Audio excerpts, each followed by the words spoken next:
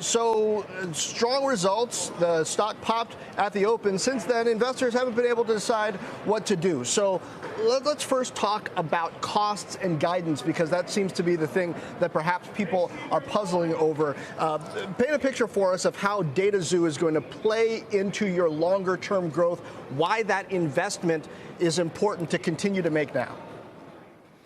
Yeah, so obviously we had a great year last year. We added almost 10 million active accounts.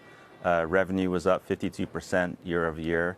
And just streaming became mainstream in the last decade. But we think the 2020s is really the streaming decade, where most of the world will switch to streaming.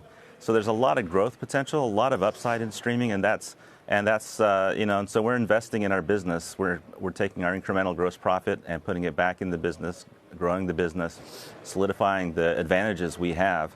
And DataXu is a big area for us. It's if you think about the way television ads are bought, it's still mostly insertion orders, people on the street talking to ad buyers, but it's moving more and more programmatically to self-serve tools. And so DataXu, adds a DSP to the Roku ad platform.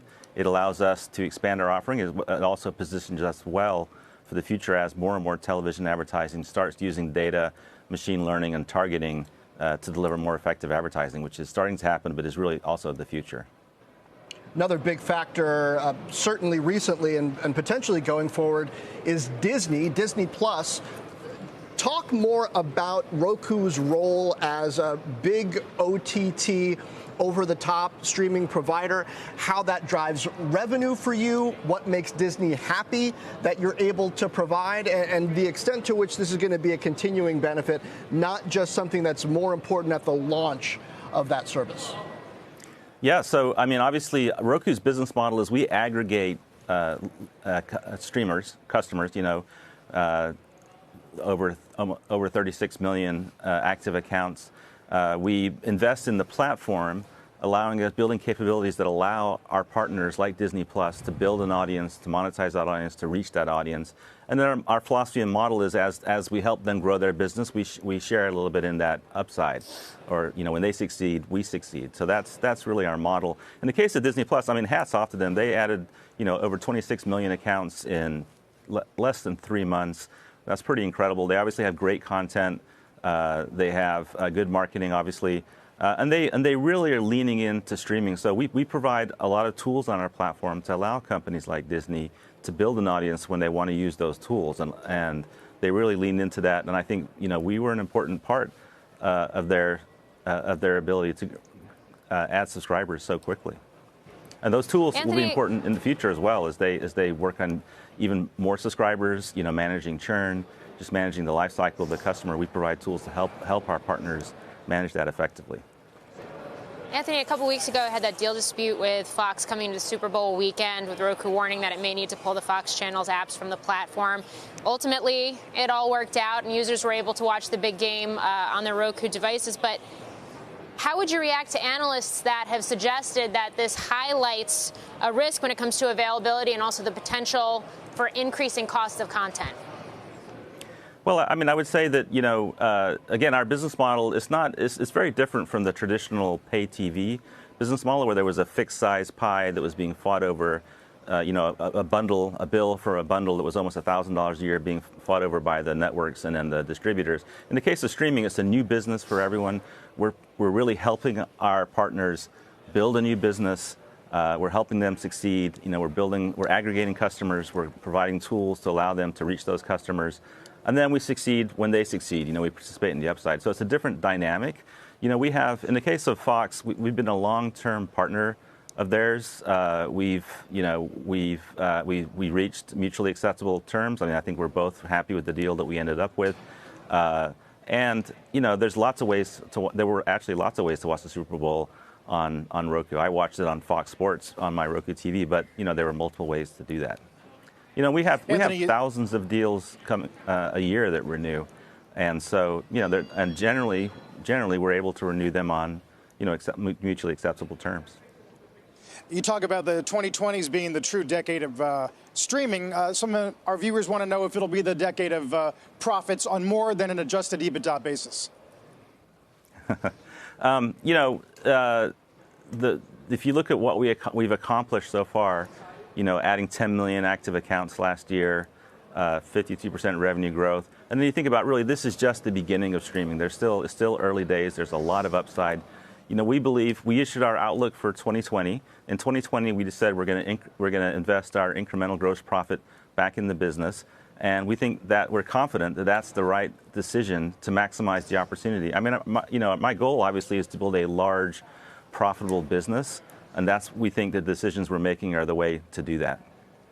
You have the sort of misfortune of posting guidance on adjusted EBITDA on a week where Charlie Munger called that metric ridiculous, intellectually dishonest, and basically admitting you're a flake. I mean, what should Munger understand about adjusted EBITDA? Well, the reason we picked adjusted EBITDA is it's essentially a proxy for cash flow. So, we run the business, at least, again, we said in the outlook we issued for 2020, we're going to run the business at break-even EBITDA, which is essentially neutral cash flow. And, it's a huge opportunity. It is the streaming decade. Most of the world is going to switch their television viewing to streaming this decade, and it's a big opportunity. And so investing, at least for 2020 is the right decision, at least for our business. Anthony, I want to go granular again and zero in on something you just said about churn, something you also said on the earnings call, talking about Roku's ability to help content partners like Disney, Fox, et cetera, reduce churn. How exactly do you do that? What's a differentiator, something that Roku can do that keeps a subscriber from leaving a service or allows a service to recapture a subscriber? Right. So if you think about streaming and how it's different from pay TV, one of the big differences, there's generally no contracts. It's easy for a consumer to switch.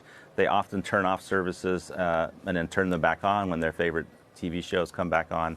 So it's a different dynamic. One of the ways that we can help with that is promoting content to our customers. So, we have a lot of different areas in our user interface that we can use to make customers aware that a new TV season is about to start, their favorite show is about to start, and that's something that keeps them engaged with the channel and helps reduce churn. It also helps them come back, because a lot of customers leave and then they come back throughout the year. So we know who our customers are. We have a lot of data. We have machine learning algorithms. We can predict this customer is likely to want to keep viewing this show or subscribe to the show when the new season comes on. And then we show them ads in the user interface. And the customers don't necessarily perceive them as ads, because the customer is seeing a promotion for a television show that they would like to watch. So that's kind of how we help one of the ways we help our partners. And how should investors and those of us who are just watching the company and trying to gauge the success of the AI and that sort of data science that you're applying to the product, how should we track how well that's doing, the extent to which that's improving your relationships with your partners and the happiness of your customers? Well, I mean, that ultimately shows up in the ARPU. The average revenue per user that we generate, and that has been ticking up as well. I mean, that grows generally every quarter as well. Lastly, Anthony, the coronavirus risk, given the fact that there's still a lot of uncertainties about how this could affect supply chains, how are you monitoring that, especially where something like TV manufacturing is concerned? Yeah, I mean, we have a global supply chain, just like a lot of consumer companies. So far we haven't really experienced a big impact from the coronavirus, but obviously, if it keeps stretching on, it will eventually start to impact our global supply chain. I mean, we had a great holiday season last year. That generally means inventory levels are a little bit low, and we're in the process of replenishing those inventory levels. So that is how it could potentially impact us if it keeps going, just like it's going to impact every consumer company if it keeps going.